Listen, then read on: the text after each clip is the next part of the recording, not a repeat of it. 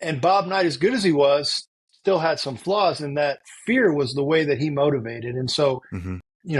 In coaching, it's a copycat sport. So everybody thought, especially in the state of Indiana, well, if I just scare the bejeebies out of my team, they're going to play well.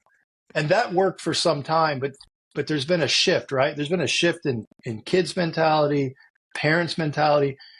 Fear no longer is the great motivator. What I say is fear is the great paralyzer. I mean, you come in with that mentality now, and all you're doing is paralyzing. You're putting a ceiling on who the team can become. And so no longer, and I did that to myself.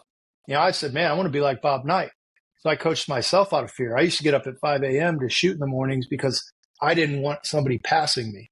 That's a good motivator until you experience burnout, right? You can't be just worried about, if I don't do this, this is what's going to happen to me. And a lot of that formed and shaped my philosophy, because when I first got into coaching, I'm a young 25-year-old coach, and I'm using fear to motivate my players. And I'm seeing some results, but there's also a lid on who we could become.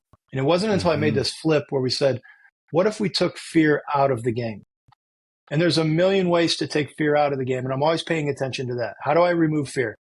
If I can remove fear, I raise the level of potential, I raise the level of joy, and all of a sudden I have a completely new player and a completely new team. And to me, that's the fun in coaching, is being able to figure that out each and every year. When I grew up in Indiana in the mid-'90s, Bob Knight was the greatest coach in all of college basketball, right?